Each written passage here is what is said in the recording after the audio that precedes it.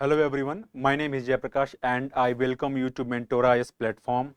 On this platform, you will get a comprehensive preparation strategy for current affairs for UPSC Civil Services Examination. So if you are an UPSC aspirant, you need not worry about current affairs. Just follow this platform. If you like our effort, please appreciate us by liking this video. So here every week the respected faculties will come up with their own current affairs. For instance, I will discuss the current affairs related to economics and environment subject. All right.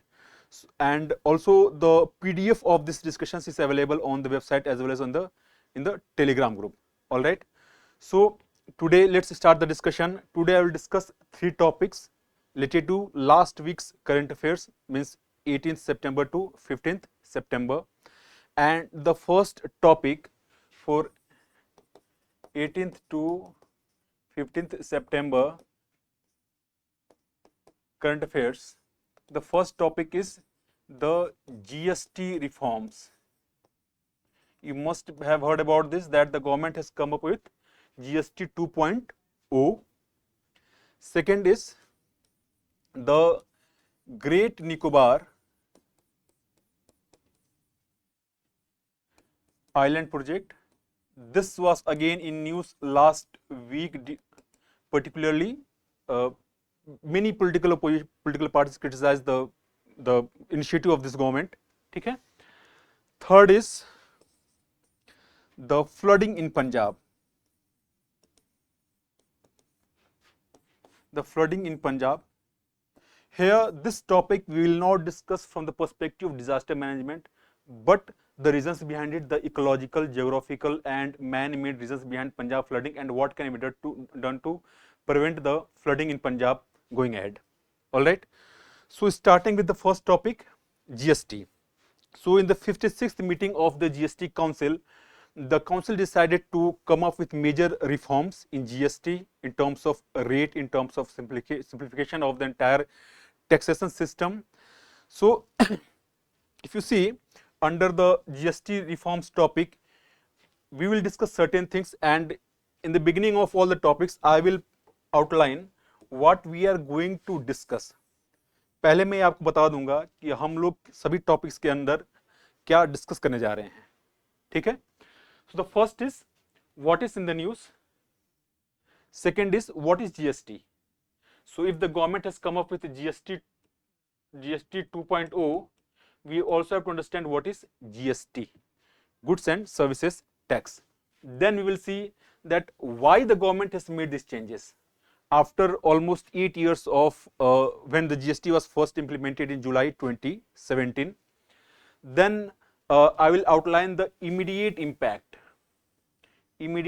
of this reform and what are the short-term negative consequences of this reform initiative.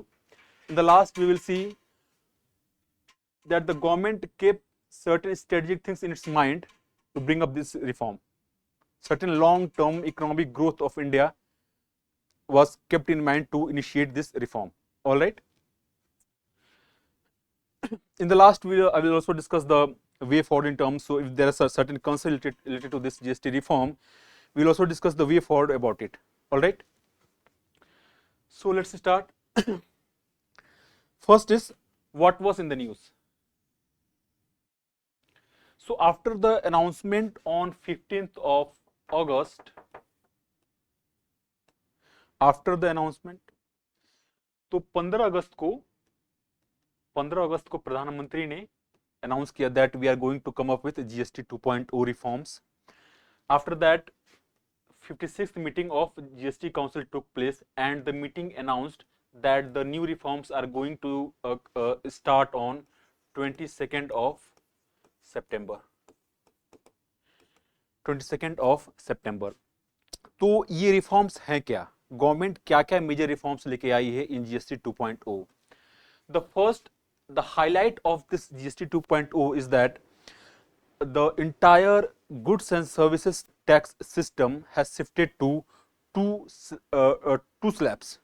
It means that earlier there were 4 tax slabs, that was 5%, 12%, 18, and then 28%. From this, the tax system moves to two slab tax system, and they are 12% and 18%. तो पहले जो चार different taxes हुआ करते थे उनसे अब government दो टैक्सेस मूव कर रही है. पहला होगा, sorry, this is not 12%, this is 5%. 12% has been abolished. So 12% has been abolished, 28% has been abolished. All right. So two tax slabs, the 5% and the 18% has been retained. अब इससे क्या होगा?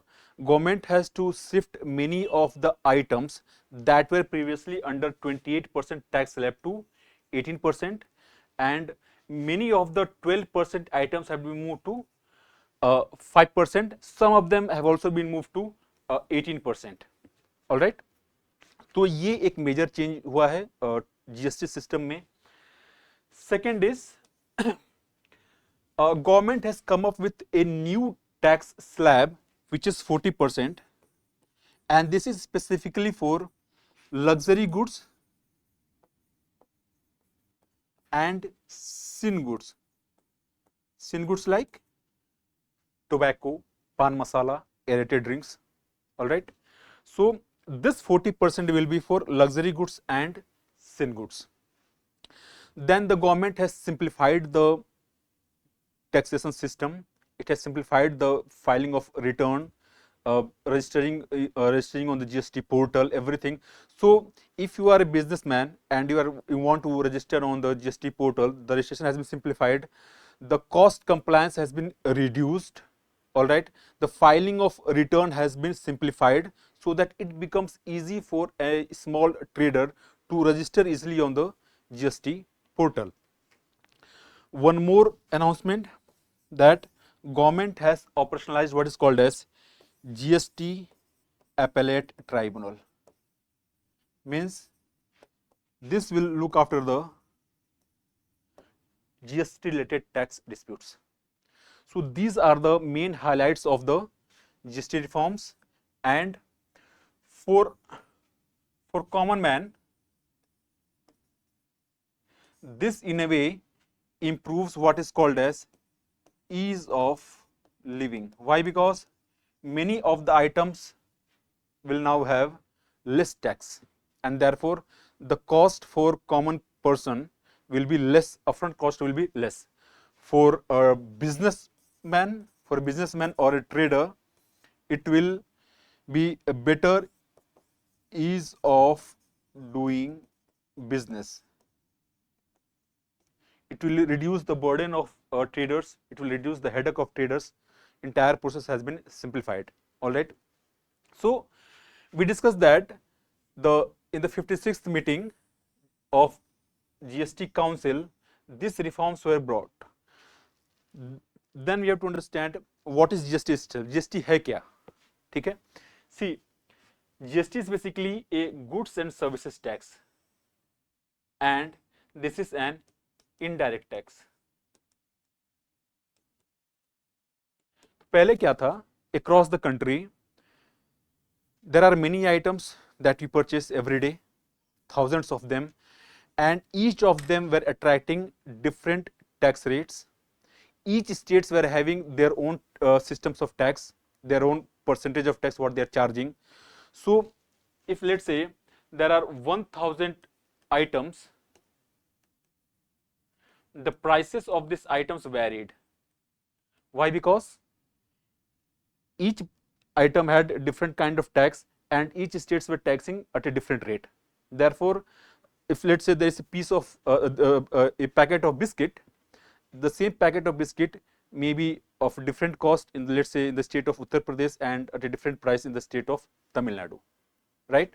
So what happened is that government was in discussion with all the state governments and the relevant stakeholders for almost a decade. For the first time in 2006, government announced that we will come up with goods and services tax. उसके बाद after a lot of discussion and debate, goods and services tax were implemented in July 2017. और इसमें क्या हुआ कि जितने भी items हैं जिन पे इनडायरेक्ट टैक्स लगता था, ठीक है, सब पे एक यूनिफॉर्म टैक्स सिस्टम लागू किया गया। यूनिफॉर्म मींस कि अगर कोई आइटम पे अगर 5% टैक्स लग रहा है तो it will attract 5% tax across the country. Ideally, what experts argue that we should have only one tax slab, maybe 12% or 15% or 18%. But in reality, India has had 4 tax slabs when it comes to indirect taxes. ठीक है? So, हुआ क्या कि all the items were clubbed and divided into 4 different tax slabs, right? And the taxes were uniformly charged across the country. So it in a way developed a common national market. Common national market. It also reduced what used to be a cascading effect. It eliminated the cascading effect. अब देखिए ये होता क्या है? If let's say a good passes through 4 different stages of processing. 4 different stages of processing. At each of these stages, tax was applied. Right? So अगर आप देखोगे कि अगर यहाँ पे सपोज करो कि आप 10% टैक्स लग रहा है, so when this person will sell the good, it will include the 10% tax, right? Then this person is also paying, let's say 10%. So this 10% will be applied on this percent as on this 10% as well. Means है क्या कि tax के ऊपर tax लगता था, ठीक है, तो ये टैक्स हर स्टेप पे बढ़ता जाता था. So it was having cascading effect, right? अब गवर्नमेंट ने कहा क्या किया, that it eliminated all of them. Means कि अगर ये लोग जो टैक्स पे कर रहे हैं, they can file return and get their GST tax, ठीक है, that the tax that they have paid. Now अब जो यहाँ पे फाइनल कंज्यूमर है, ठीक है, अब उसको टैक्स देना है. हालांकि eventually the prices of goods were higher due to cascading effect of tax, and it was the consumers who were bearing the actual tax amount. ठीक है? What government has done is that they have effectively removed all the taxes in between, and the tax is now paid at one point. ठीक है? By the consumer. So apart from removing the cascading effect of taxes, it has also simplified the tax system. It has also simplified the tax system. It has improved transparency when it comes to filing of returns, registering on the GST portal and everything. Okay? So GST was one of the major economic reforms post 1991 LPG reforms. All right. This was in a way an effort to simplify the taxation system, bring down the cost of compliance for the traders, and encourage them to voluntarily register on the GST portal, and that in a way formalizes the economy. ठीक है? Now we will see कि government ने अभी changes क्यों लाए. Why the GST reforms now? See, apart from the troubles due to the COVID pandemic, right? There are many issues plaguing the economy. Now we have the tariff war. India has been slapped with 50% tariff from United States, and that is going to have certain amount of impact on our GDP. So by taking into account various things currently, the government has come up with GST reforms, particularly to start with the next phase of high economic growth. ठीक है? So there was a long pending demand both from the political parties as well as business community that we need to further reform the GST system, make it more simple, bring down the number of tax slabs so that it becomes it's better for both the common people who are consuming the goods as well as the traders, right? So it was a long pending demand from both the political parties as well as the business community and traders. Second, Indirect taxes have wider base. They have wider base. See, the fundamental difference between direct tax and indirect tax is this, that indirect, in case of direct taxes, the incidence of tax and the liability to pay, it lies on the same person. If I am working, I am getting income, I am getting salary, then I have to pay tax. So the government will put tax on me, and I will have the liability to pay the tax. But in case of indirect tax, the incidence of tax and the liability is different. Okay? In terms of incidence, it shows that the producer has to pay the tax, but the actual amount is borne by the consumer. Because होगा क्या कि when the producer is paying tax, he will inflate the price proportionate to the tax he has paid to the government. Eventually, when we consume the product, we will pay the tax.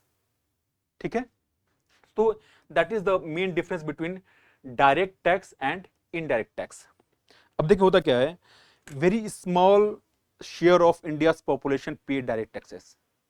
Effectively, the income up to 12 lakh is exempted from paying tax.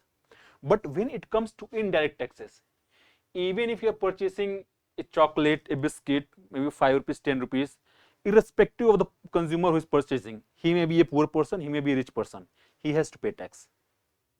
And that is one of the criticism of indirect taxes, that they aggravate inequality. Okay? Because whether poor or rich, both are paying the same amount of tax. That's a different thing. But yes, indirect taxes have wider base. Everyone is paying. Therefore, if we reform the system, it will have proportionate amount of impact on the entire economy. ठीक है? Third is to boost consumption. So how the consumption will get boosted? Because it will sets off what is called as virtuous capital expenditure cycle. If you see here, I have taken this flow chart. If the government has brought down taxes from 12% tax slab, most of the items have been shifted to 5%. Some of them have been shifted to 18%. It means that's net there is a reduction in the taxes. All the 28% items have been brought down to 18%. It means the government has made the goods overall cheaper for the people. Goods have become cheaper. Okay? When goods are cheaper, we will spend comparatively less money to purchase the same amount of goods. It means we are left with more disposable income. More disposable income in our pocket. And when we have more disposable income, we can use this extra savings to spend on something else. Maybe some people will send their kids to better school, some may afford better health care, some may go for let's say vacations and all. Okay? So what they will do is that it will increase the demand of variety of goods in the economy. Whenever there is increase in demand, this demand has to be met with proportionate increase in production, right? So क्या होगा? Production economy में बढ़ेगा. And how will economy produce more? Only when there is additional investment. ठीक है? So increased production will bring more investment. Means more investment in infrastructure, factories, machines, equipments. They will hire skilled people. Okay? So this investment will generate a new set of employment. All right? And means what होगा क्या? Let's say कि the current rate of unemployment is suppose 6%. All right, it means 94% people are employed. Of this 94%, many will get better employment in terms of quality. First, second, this 6% unemployment will reduce to, let's say, 4%. All right. So when they are getting employment, better quality employment, right? When the overall unemployment is reducing, it means there is more income for workers. This more income for workers, there will be more disposable income, more demand, more production, more investment, more employment. So it will set off a virtuous cycle. In a way, it will ensure कि long term में, let's say कि if the average growth rate of India is currently for the past 4-5 years, let's say 7%, the average growth rate may become 8%, 8% or even more than 8%. ठीक है? So this is the net effect of reduction in overall average price, average tax of all the goods and services in the economy. All right. Then higher revenue collection. How it will happen?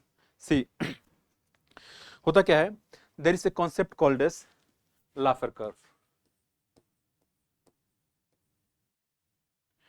It says that when you reduce the rate of tax, what will happen?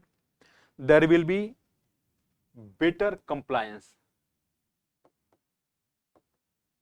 There will be better compliance and it will improve economic activity. See, due to higher taxes, many people, many of the traders, small firms, they do not register themselves on the government GST portal or any other portal. Okay?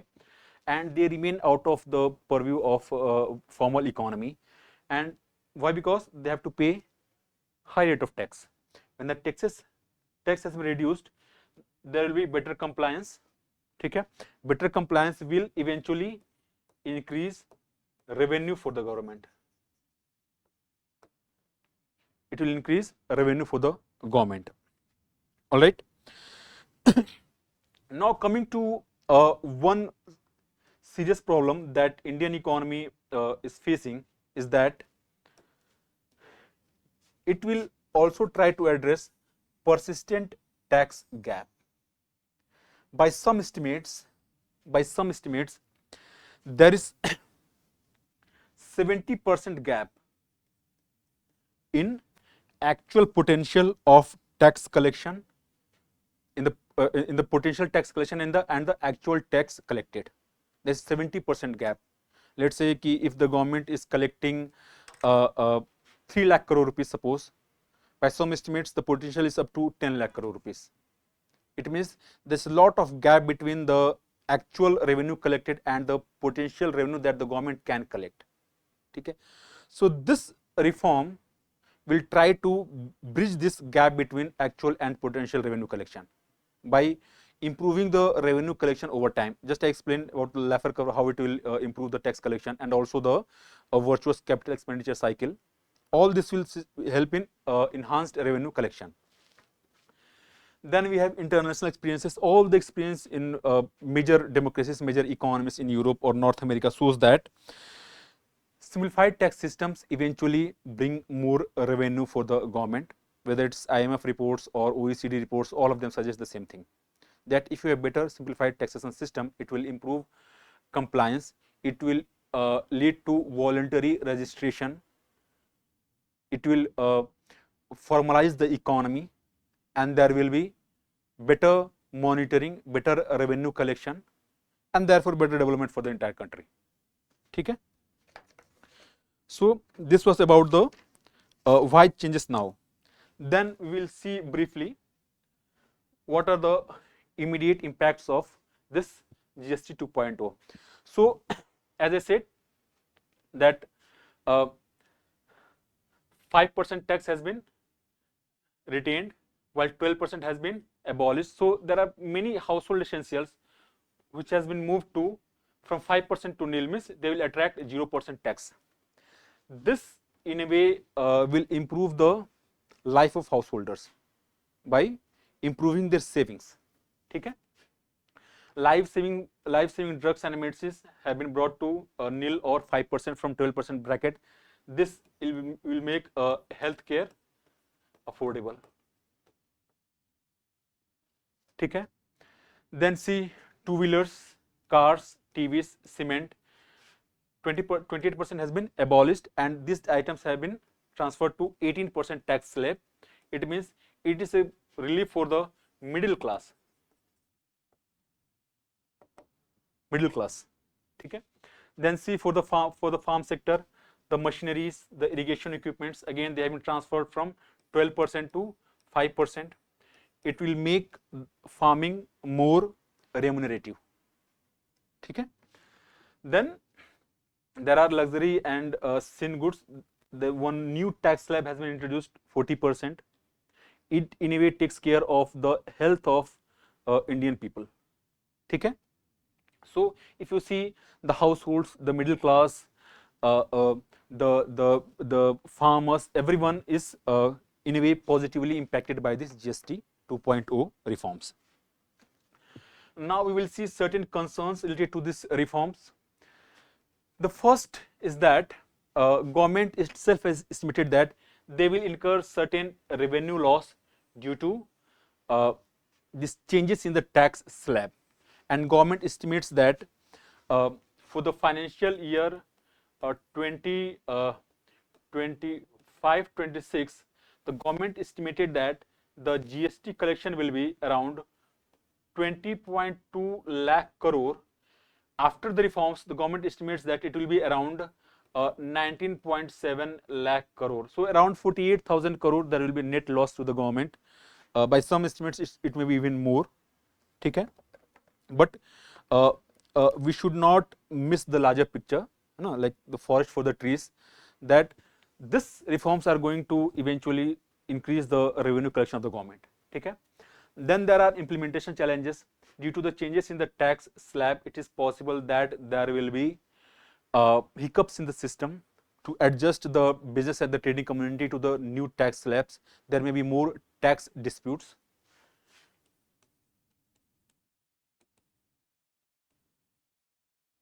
Many car dealers are stuck with a lot of cars on which they have paid 28%, but people are not purchasing because the people are expecting to the prices to come down after 22nd of September, and they are postponed their purchasing plan. So there will be certain losses to the private sector as well in short term. Okay? Then market reaction. See, the market in always very kind of sentimental, that if let's say the first again the market understands the implementation challenges, then the revenue loss to the government. If the government is losing, let's say 48,000 crore in revenue, it means there will be higher fiscal deficit. Higher fiscal deficit in this year, more than the budgetary expectations. Higher fiscal deficit means there will be less money available for the private sector for investment. Okay? So market has reacted kind of negatively, but it will improve over time. That's not the main concern. Okay? Then there are certain goods which will be costlier. For instance, certain goods have been the tax rate on them has been increased. For instance, if you take coal, the tax on it has been moved from 5% to 12%. It means that the power distribution companies will face more problem. So certain goods indeed have become costlier as well. Okay? But not many of them, very few of them.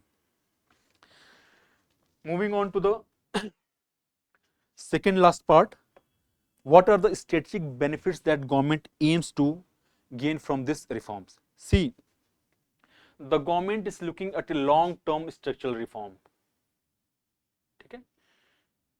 Taxation system is the one of the core structure of the economic system, and when you reform this structure, in short term there will be certain pain, but it will have long-term gain for the government. So in a way, government has preferred a long-term structural reform over short-term revenue maximization. Government has preferred long-term structural reform over short-term revenue maximization. ठीक है? So the government is looking for a new phase of higher economic growth, as we witnessed after the series of reform in the 1990s. The government, India witnessed a high growth rate in the 2000s. ठीक है? On the same line, the government is expecting higher growth rate going forward. Then it also aims to harness the demographic dividend. See, there is something called as deadly troika. This is basically ultra processed food, social media, and online gaming. Uncontrolled consumption of these three things is also kind of making our youth more lethargic, more unskilled. ठीक है? So when the government has reformed the taxation system, it has also changed the taxes on like ultra processed foods 40%. So it will in a way discourage them from consuming lot of unprocessed foods. Government has also eliminated the money involved in online gaming. ठीक है? So the youth will be able to spend more time and money on skilled things. They will learn certain skills. All right. Then third is public health. As I said, sin goods will now attract 40% tax. This is a way to discourage people from consuming lot of sin goods like tobacco, pan masala. ठीक है? So government has also kept in mind the public health concern when it was planning the GST tax reforms. Then the simplified tax system reduced compliance cost, a simplified filing of returns. Okay? All this will kind of increase the voluntary participation of traders and businesses in the GST tax system. Voluntary participation will improve the revenue for the government. It will formalize the economy. All right. Then institutional reforms. As I said in the beginning, GST appellate tribunal. All the tax related disputes at the higher level will be dealt by this tribunal, and it will ensure that all the ITR tax returns and other kind of GST related disputes are resolved quickly and efficient manner. ठीक है? So these are the strategic benefits that government aims to gain from the GST reforms. Now coming to the last portion, way forward on revenue loss. ठीक है? See, on revenue loss, if let's say the government is losing 48,000 crore, so we have to understand that the higher consumption due to reduced tax system or the reduced tax rate and the buoyant consumer sentiment, overall improved compliance will eventually bring in more revenue for the government. ठीक है? So more consumption, more compliance will improve the revenue collection in long term.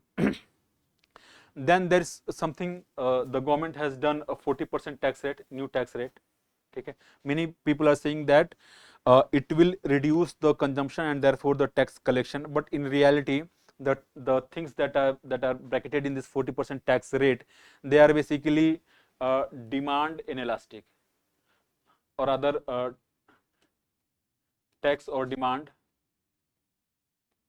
inelastic. Means that even if the government has increased the taxes on these goods, the consumption is not going to be impacted in a major way. Therefore, the revenue collection from these goods which are in the 40% tax bracket is not going to decrease. All right. Then tax disputes. GST Council has reaffirmed its commitment to resolve quickly all the tax disputes. Okay. As such, it has brought in the GST appellate tribunal for the same purpose. The market reaction is always short term. You know, the India sovereign credit rating has improved. The government is working on physical consolidation. Okay. So in medium to long term, the market reaction will be better to this GST 2.0 reforms. Implementation challenges, the last portion. See, implementation challenges will be there, but government has to work on meticulous coordination. Meticulous coordination of tax officials across the value chain. Then better training, better communication with traders. This will ensure that the implementation challenges are taken care of. See, we should not overlook the implementation challenges because it can be a problem if not taken care of. In 2015, for instance, Malaysia came up with GST reforms, GST taxation system, but due to hiccups in the implementation of those changes, it has to roll back the GST tax system. Therefore, government has to be careful that, see, in the 2017 also, when the government first brought in GST 1.0, there were very significant implementation challenges. Therefore, government worked very quickly, very fast to simplify those things so that the people, so the traders or the small business do not face much problem. Okay. So over the past 8 years, there has been a lot of learning from the implementation of GST, and all those learnings will be helpful in the next phase of GST reforms implementation. All right. So this is it in the GST reforms topic. Now we'll move on to the second topic. So this is our second topic, Great Nicobar Island project. In around 2022, the government came up with this project, a massive development project, integrated development project in the Great Nicobar Island, southern portion of the Great Nicobar Island. So in this topic, we will understand what is the relevance of this topic for UPSC examination, why this project was in news recently in the past week. Okay. Then we will see about this project. ये project है क्या? Why it is so important for the government? Okay. Then we will understand the strategic and economic importance of this project. Okay. Then there are some concerns associated with this project. Actually, the main why I have taken up this topic, because the main concerns are about the environment and ecology of this island. Okay. Then we will understand what steps the government has taken to alleviate those concerns, to minimize the impact of this project on the ecosystem, ecology, environment, the tribal people, okay, everything. All right. So you can see here, this is Andaman and Nicobar Islands, okay, and the Great Nicobar Island is here. Great Nicobar Island is here, and on the another tip of this island, this project is being implemented. See, this is the map of the southern portion of Great Nicobar Island, and this project is being implemented somewhere here. Okay. So I have also included one MCQ in this topic. So read this MCQ. I am also reading it for you. You can pause the video again, read it properly, and try to answer this question. If you don't know, then in the discussion you can understand what is the answer of this question. Okay. So the question is, consider the following: International Container Transshipment Terminal, first point. Second point, Greenfield International Airport. Greenfield means new airport from the scratch. Opposite of Greenfield is Brownfield, means the old airfields are renovated kind of. Third is township. Fourth is special economic zone. How many of the above are part of the Great Nicobar project? Transshipment terminal, Greenfield Airport, Townshipment and SEZ. Okay? So if you don't know, understand what I am going to explain. So first is why this topic was in news recently. See, recently the Andaman Nicobar Island Integrated Development Corporation recently invited an expression of interest for the felling of trees on this island, and this felling of trees is particularly to execute the Great Nicobar project, and this is kind of created a wave of concern among the environmentalists in this country. Okay. Secondly, the political parties have accused the government that the government is implementing this project in gross violation of the Forest Act of 1980. Their concern is that there is going to be a displacement of the local tribal communities. Okay. This project is in a very ecologically sensitive area, and therefore government should better not go ahead with this project. Okay. For the government, it is a massive project of almost around more than 70,000 crore. Okay. And for the government, it's more the importance of this project is more strategic than economic. Okay. So we understand what is this Great Nicobar Island project. This project was announced in 2022, and it is basically an integrated development plan, a very ambitious integrated development plan on the Great Nicobar Island. Since it is an integrated development plan, what all is included in this plan? So the first thing is, the first component and the most important component of this project is international container transshipment terminal. International container transshipment terminal. This is the most important part of this plan. The government will develop a massive terminal in the Great Nicobar Island. This terminal will have the capacity to handle 14.2 million 20 foot equivalent unit, TE 20 foot equivalent unit. Okay. So this unit is basically about the containers, size of the containers. So 14.2 TEU unit, 14.2 million TEU is the capacity of this upcoming terminal in Great Nicobar project. See, India has very long coastline, and there are dozens of ports along the coastline, including Andaman Nicobar, but none of them are big. Means in terms of their depth, in terms of their ability to handle large ships, they cannot do this. Okay. Therefore, whatever India imports, the major ships first dock in either in Colombo port, Dubai port, or Singapore. From there, this goods from the that big ship are transferred to small ships. Then they sail to the Indian port, because Indian ports cannot handle large ships.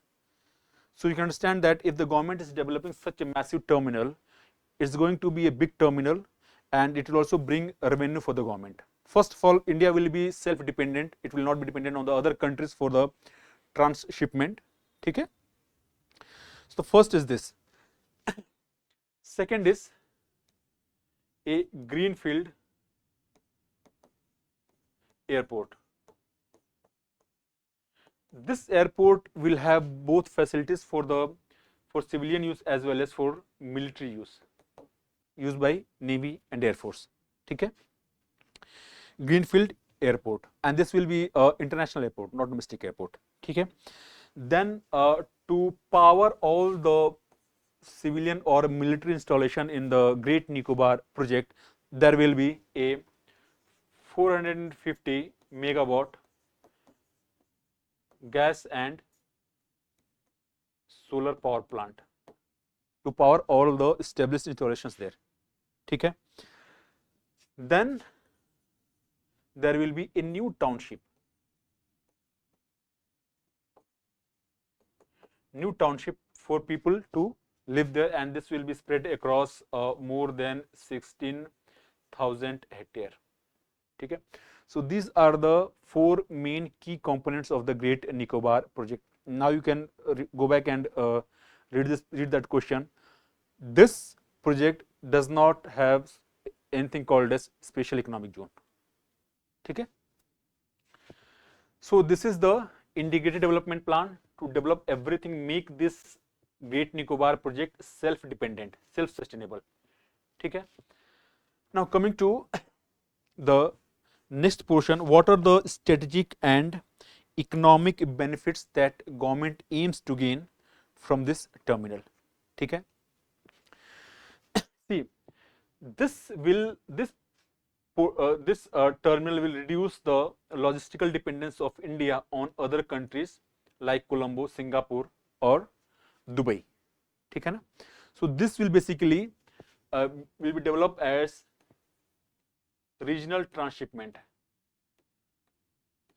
The kind of services India was taking from other countries, now India will offer this service, transshipment service, to other countries of the Southeast Asian countries.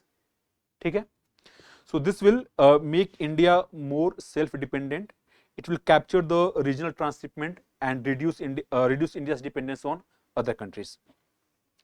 Second, it also aligns with the Sagar-Mala initiative. What is Sagar-Mala initiative? This is basically a port-led development. This initiative is being implemented across the coastline of India. Wherever there are ports, government wants to develop an industrial hub around port, improve connectivity to the ports, modernize the ports, develop the communities who are living around the port. Okay?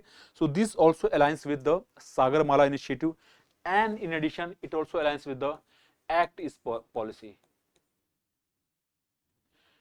Act East policy. So through Act East policy, the government is trying to integrate both in terms of transportation as well as economic transactions with the Southeast Asian countries.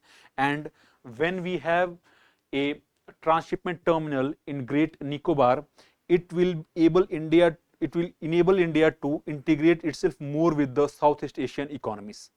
Okay? Then comes the economic aspect. What India gains in monetary terms and employment terms. Government says that by 2040, this project, this transshipment terminal will earn government a revenue of 40,000 crore. 40,000 crore. Over and above, there will be employment generation, and this will be around 50,000. This project will generate 50,000 employment. Okay? So these are the key economic achievements from this project. Now coming to the second, power projection. See, the Andaman Nicobar Islands, they are located at a very strategic position in the Indian Ocean. If you see, this is the Andaman Nicobar Islands. Okay? Somewhere here is the Malacca Strait.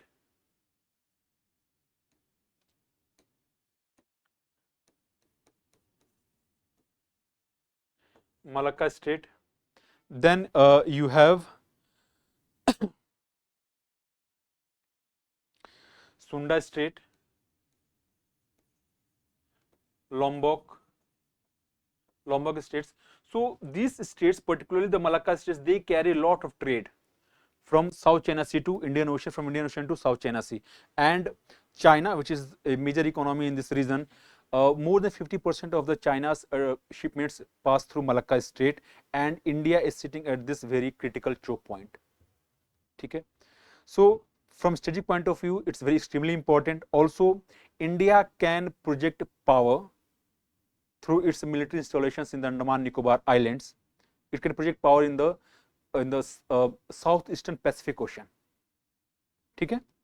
So it is a huge project in terms of India's power projection capabilities. It will enhance India's power projection capacity. It will enhance India's negotiating ability in times of crisis. ठीक है?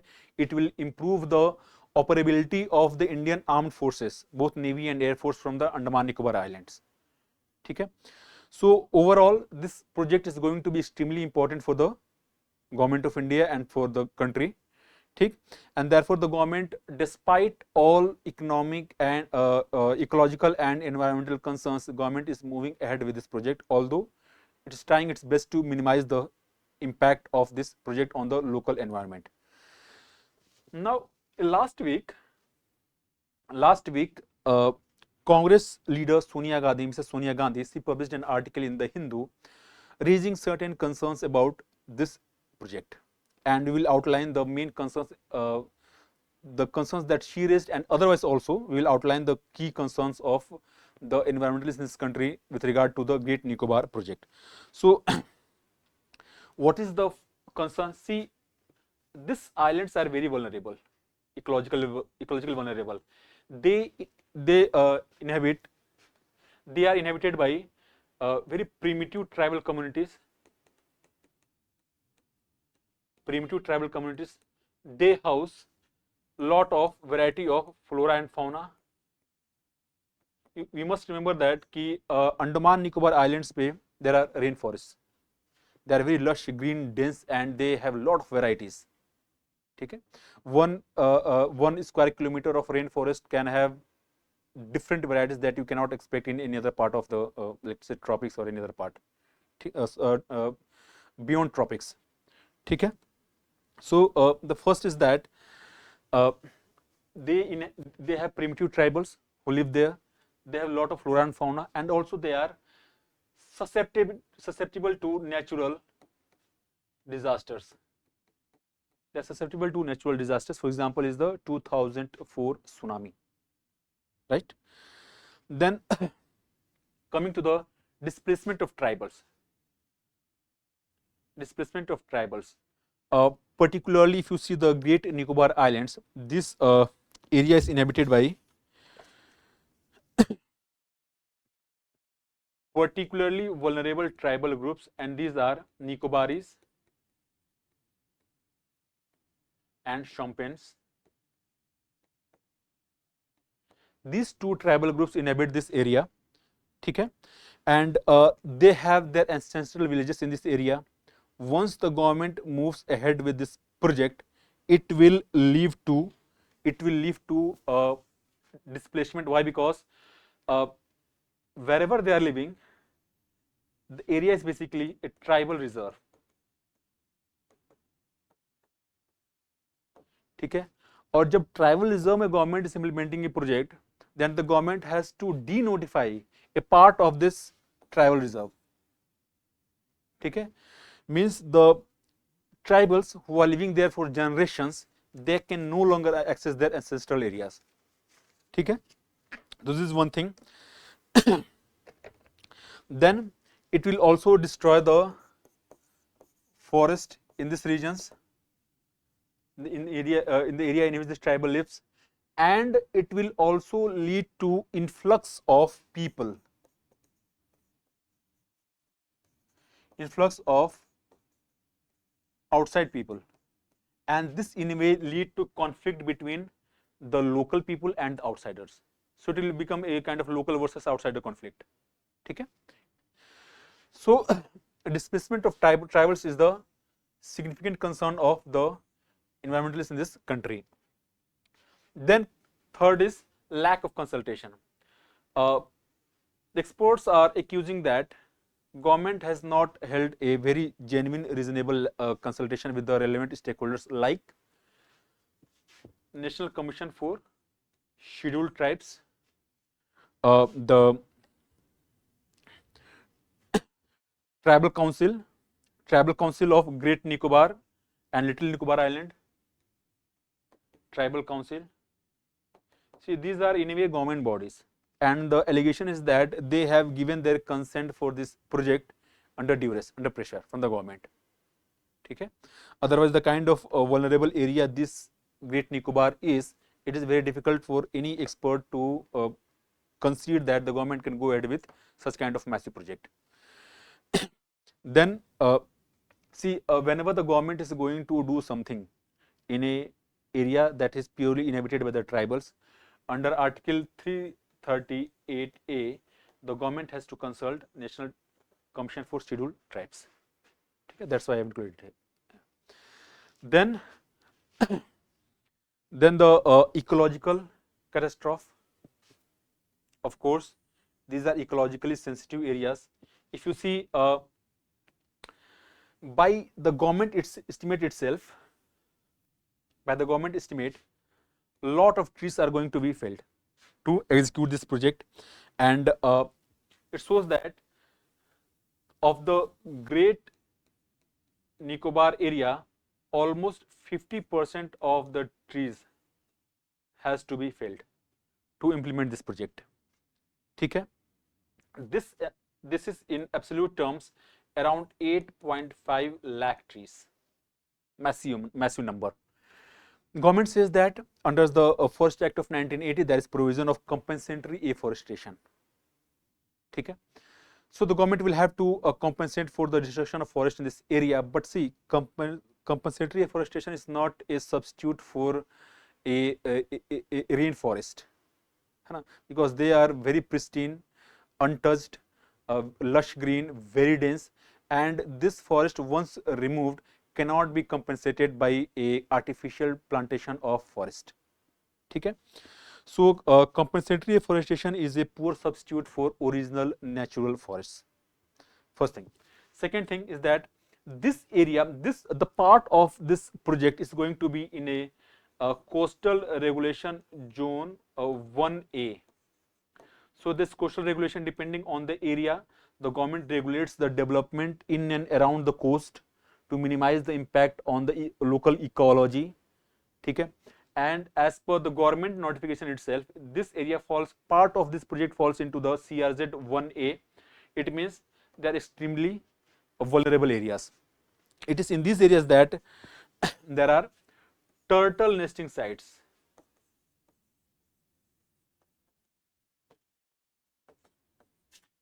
Turtle nesting sites plus coral reefs.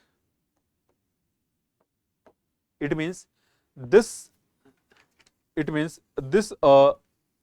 vulnerable area is also going to be. Then there are certain concerns about the movement of wildlife. When the project is developed, it will also interrupt the movement of wildlife, particularly you must have heard this wildlife, long-tailed macaque.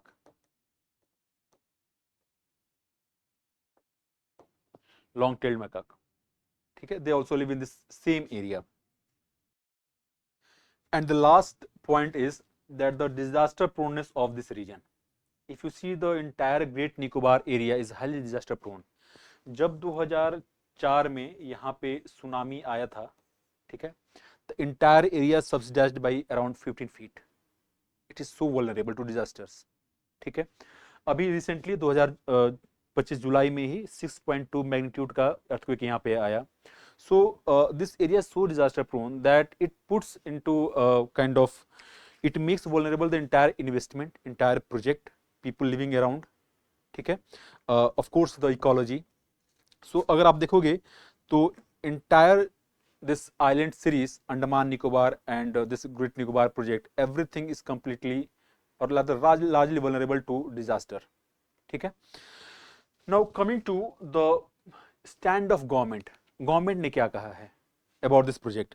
So the government is very optimistic about the project.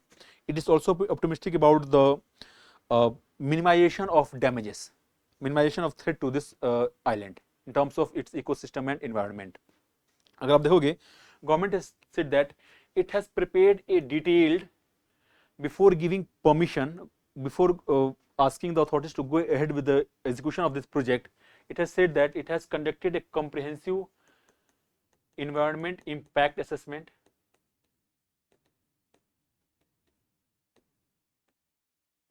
as well as it has prepared a environmental management plan,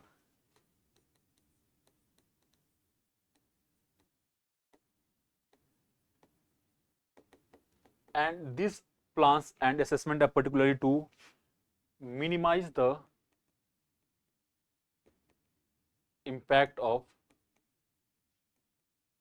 Great Nicobar project, all the components of this project. Okay. Secondly, the government says that it has taken into account the threat to the wildlife and environment. Therefore, it has released more than 81 crore rupees to various research institutions and government organizations to make sure that the wildlife is not kind of they do not face problem in terms of movement. Okay? Therefore, the government is also implementing what is called as safe wildlife corridor. So there will be a total of 8 safe wildlife corridors, because there are certain variety of snakes, crabs, crocodiles, they move from the coastal area to the forest area, every day almost. So the government has implemented 8 safe wildlife corridors after consultation with various research institutions and organizations, and these corridors will help in the movement of wildlife in this area. Okay?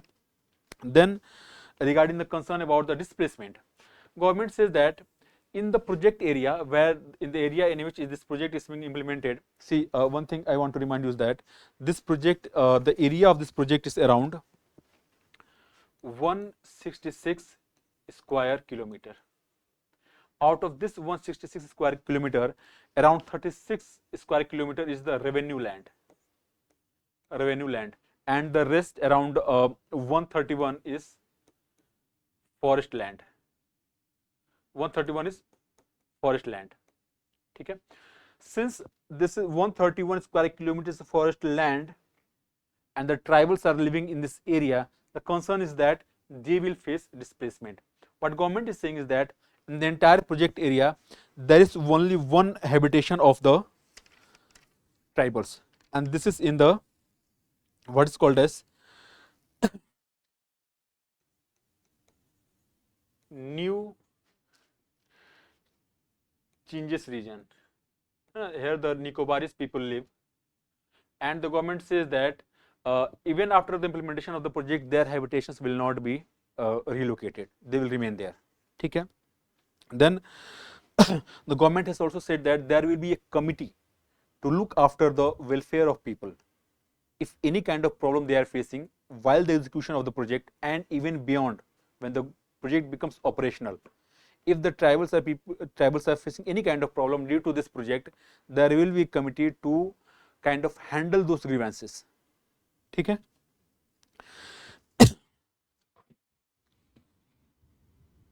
Then there is second thing, like rather fourth thing, tribal welfare. Government kind of appointed the Anthropological Survey of India to execute or to consult with the local people, understand the tribal population there, what problems they may face. Okay? So that the safety, protection and welfare is well taken care of. The government has also asked the local Andaman Nicobar authorities to allocate separate budgetary funds for the welfare of tribal people. Then the compensation of compensatory afforestation. Government says that since this project is going to fell around 8.5 lakh trees, the similar area will be compensated in Haryana. In Haryana, somewhere around 90 square kilometer area will be reforested. Okay? Similarly, the government says that if the government is denotifying around 73 square kilometer forest reserves, the government will also re-notify around 77 kilometer area of tribal reserves. Okay? So 73 square kilometer of forest reserve will be compensated with 77 square kilometer of forest reserve in the Nicobar Island itself. ठीक है? So this was about the compensation of tribal reserves. Then the government also says that there is something called as Champagne policy and Zarawa policy, Champagne policy of 2015. It also says that it allows the government to execute large scale project, provided they are executed only after the consultation with the ministry, the Directorate of Tribal Welfare and the Andaman Adim Janjati Vikas Samiti. ठीक है? So there is something called as Andaman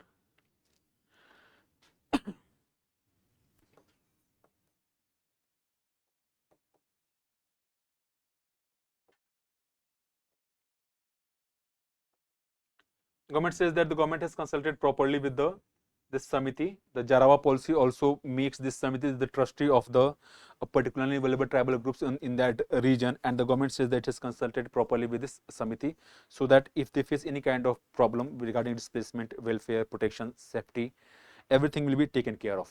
Okay?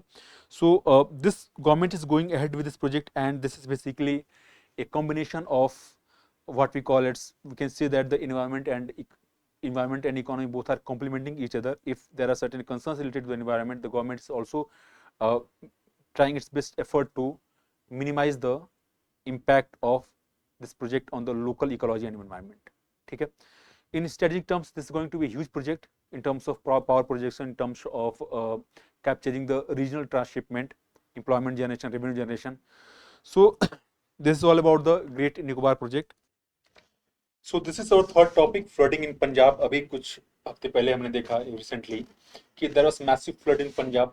Almost all the 23 districts of Punjab were affected due to this flooding, and there was losses of lives, livestock, agricultural farmlands, other than property and everything. So we will discuss the topic of flooding in Punjab. The purpose of discussing this topic is to identify the causative factors behind the flooding in Punjab. All right. So now coming to the topic about Punjab flooding. What was in the news?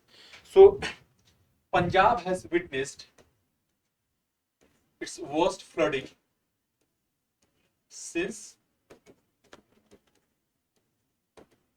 1988. There are various episodes of massive flooding in Punjab, but the last flood comparable to the 2025 is the flood of 1988. Due to this current flooding, almost more than 1900 villages have been impacted across 23 districts of Punjab. More than 50 people have lost their life, and almost 4 lakh people have to be relocated from their original place. Then estimates suggest that around 12 lakh hectare of farmland has been devastated. And this is in the context that Punjab is the food bowl of India. Almost 12% of wheat comes from Punjab, 20% of rice India consumes comes from Punjab, and if that is the situation in Punjab, certainly it also threatens the energy security, rather food security of the country. Okay? And this flooding is only due to the overflowing of Ravi, Byas and Satluj rivers. It's also said that the dams situated on these rivers in the Himachal Pradesh and the borders of Punjab and Jammu and Kashmir, the mismanagement of dam is also one of the reasons for the flooding of Punjab. Now coming to the main reasons why this flooding took place. See, if you see, there are basically all the reasons can be clubbed into 3 main reasons. First is the geography of Punjab. Second is the Himalayas. Just behind Punjab is Himachal Pradesh, Uttarakhand, Jammu. Okay? Then the human factors.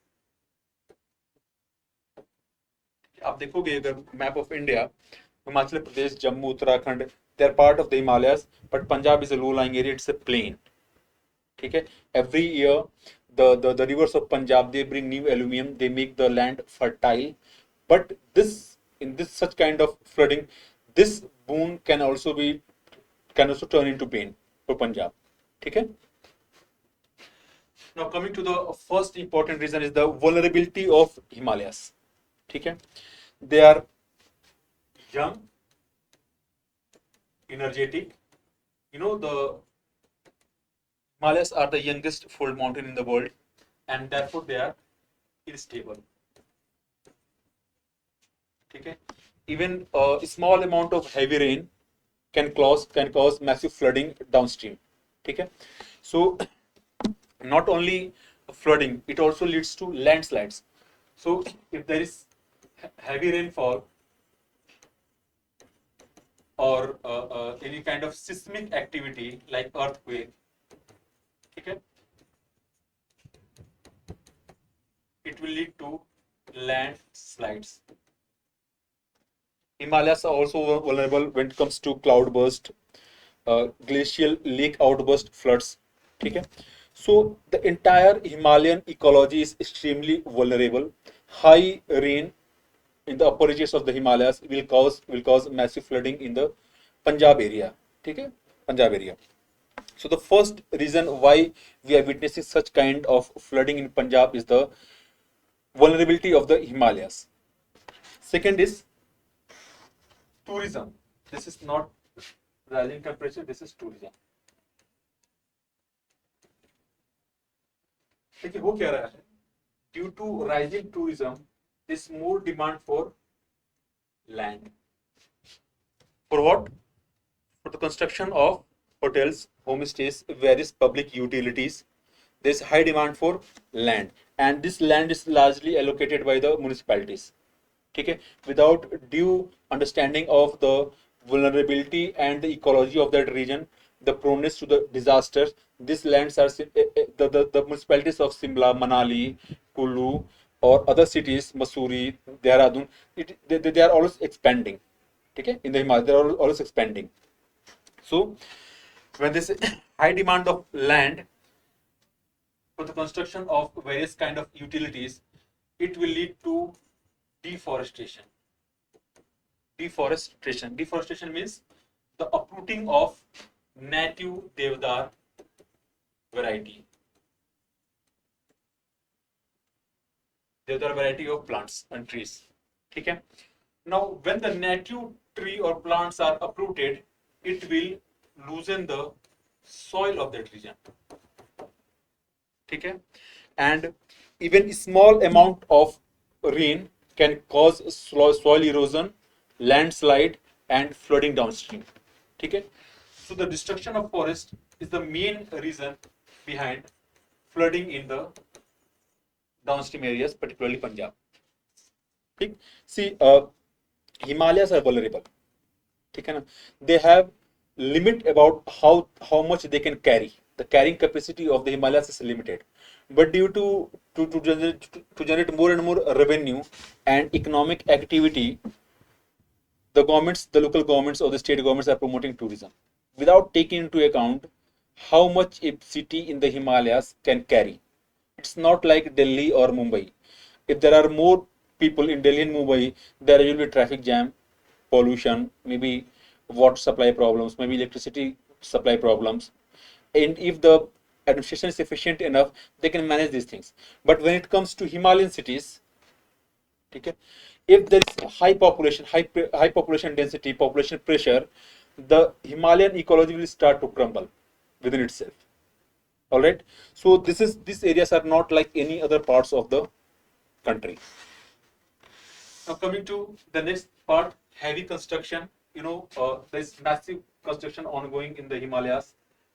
Particularly it comes to construction of new routes or widening of existing routes, construction of hydropower plants, variety of number of bridges are being constructed, and all this construction requires heavy equipments, heavy machines which are operating in the Himalayas, and this use of heavy machines is eventually loosening the ecology and the soil structure of the Himalayas. ठीक है? So for instance, around more than 1100 hydropower projects are under the various phases of construction, approval, or under implementation in Himachal Pradesh. Okay? So you can see that the amount of construction that's going on in the Himalayan areas. Then rising temperature, this is true. The temperatures in the Himalaya is rising. The average temperature rise in the Himalayas is more than the global average. ठीक है? Temperature rise होगा तो क्या होगा? There will more snow melt. Snow melting से क्या होगा? The water will get collected just below the snow area in some kind of depression, and it will create a new lake. Okay, pool of water will be collected in a new lake. Okay, when the water starts rising in this lake due to snow melting, this limited capacity of this lake, either the water will outflow, or in case of seismic activity, the entire lake will break. Okay, when the lake breaks, what will happen? It will release water in nearby drain or river. It will release water into nearby drain or river, and this release will lead to sudden flooding. Okay? And such kind of lakes, when they suddenly break, as we saw during the Kedarnath disaster of 2013, okay, it was due to the breaking of a lake.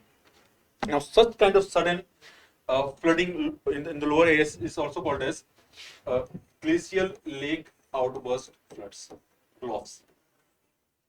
कि जब snow melt हो रहा है, उस melting की जैसे वो पानी नीचे आ रहा है तो किसी डिप्रेशन में इकट्ठा हो जाएगा. It has certain limitations, how much water it can collect. उसके बाद क्या होगा कि you know that this always seismic activity the Himalayas witness. अगर कोई अर्थक्वेक आया छोटा सा भी, छोटे मैग्नीट्यूड का भी, this lake will break and the entire water will suddenly flow into the nearby drain or river. ठीक है? And then this water will come below and it will cause destruction across its way.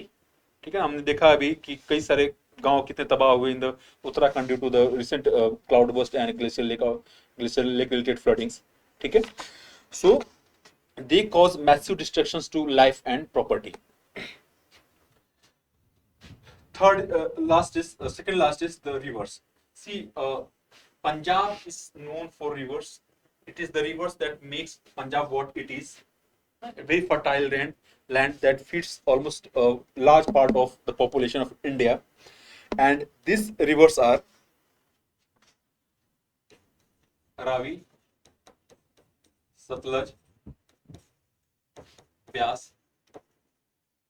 ठीक है? They have certain water every time, but this year Punjab has witnessed more than 75% of rainfall above the normal rainfall limits. ठीक है? जो भी normal rainfall का average है उसके ऊपर 75% पंजाब में रेनिंग हुई है. And when it comes to Jammu, Uttarakhand, Himachal, the rainfall is 45% above the normal average. ठीक है? Now this excessive rainfall causes swelling of this rivers. ठीक है?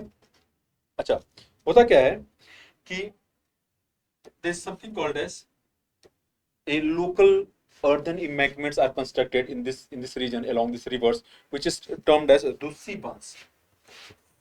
If you go in Punjab, these bunds are quite common along the rivers.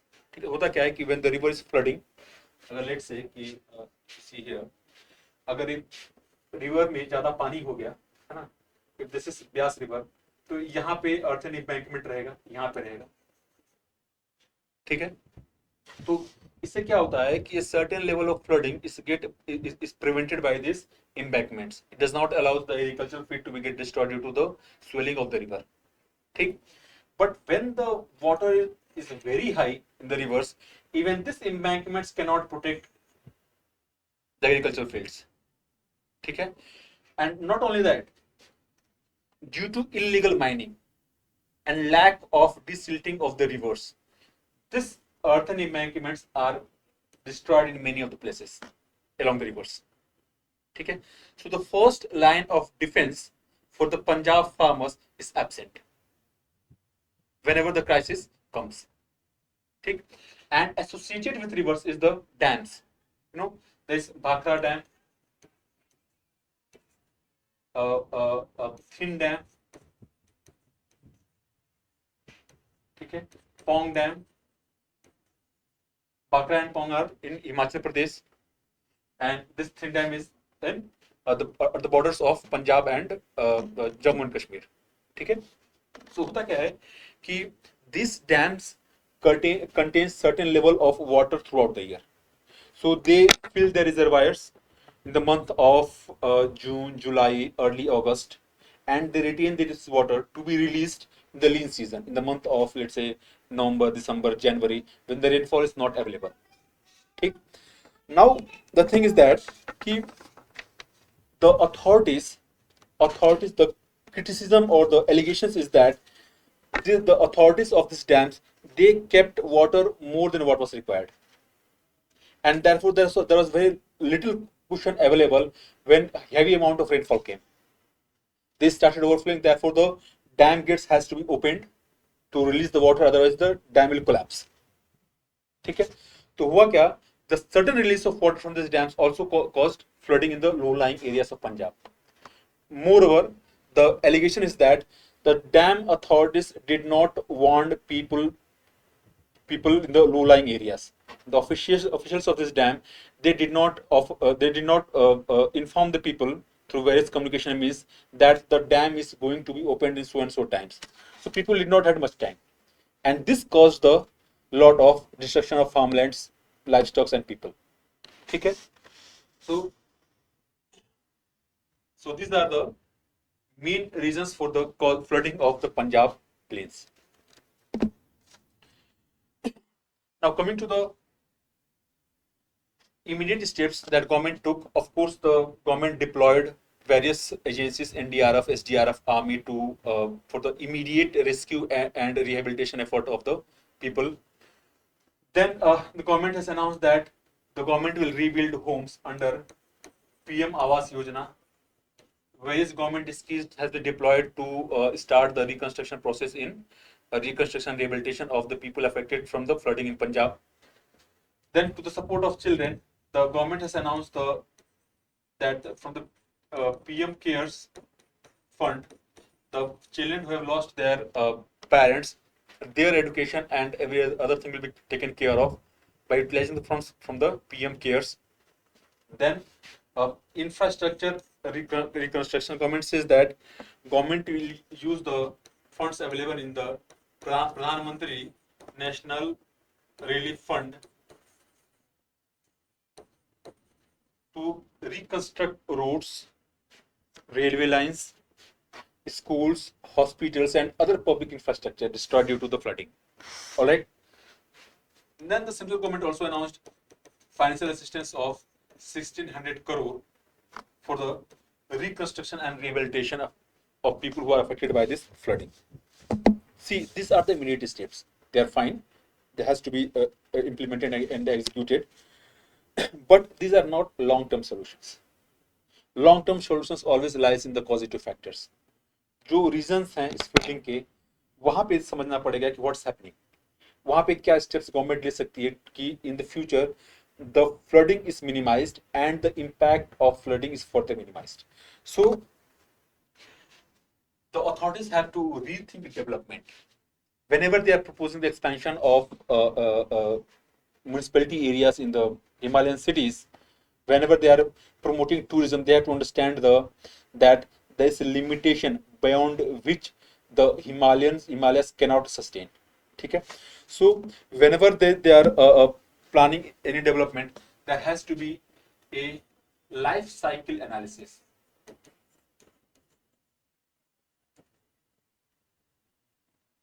Life cycle analysis of development. In that, they have to understand the carrying capacity of the Himalayan region, carrying capacity. Okay. They have also to take into account that in the coming years, the climate change will further aggravate the situation in the ecological situation in the Himalayas, climate change. They have to execute the disaster impact assessment of the region whenever they are issuing a go ahead for the any kind of development project. So there has to be a proper life cycle analysis of all the development projects in terms of carrying capacity, impact of climate change in the coming decades, and the how this area or development is prone to disaster. Okay? So we have to, in a way, as I said, Naki, that we cannot have the same development model as it is in, let's say, NCR, Mumbai, Calcutta, Chennai. We cannot have the same development model in the Himalayan cities. Okay? So they have the development model in the Himalayan cities has to take into account the vulnerability of the Himalayas, the ecology of the Himalayas. All right. Then dam management. Okay. As far as the allegations regarding the dam management is concerned, there has to be proper transparency in the management of dams. They have to be managed in a proper scientific manner. There has to be proper communication between the upstream and downstream officials of this of the rivers, people who are in charge of the dam and the rivers. Okay, so that there can be sufficient warning to there can be advance warning for the people in case of whenever the floods are coming. Okay. Then earthen embankments. Government has to take care that these embankments are not destroyed due to illegal mining. There has to be proper desilting of the rivers. Desilting of the rivers, so that the carrying capacity, water carrying capacity of the rivers can be enhanced. Okay. Then nature-based solutions. Wherever the development is taking place in the upper reaches of the Himalayas, the development has to take into account the nature of that area. So these are the main points that the government has to take into account whenever they are planning any kind of development in the Himalayas, because disturbing the Himalayas will cause disaster in the Himalayas as well as in the low-lying regions. So thank you very much for your questions. This is all in today's discussion. Thanks all.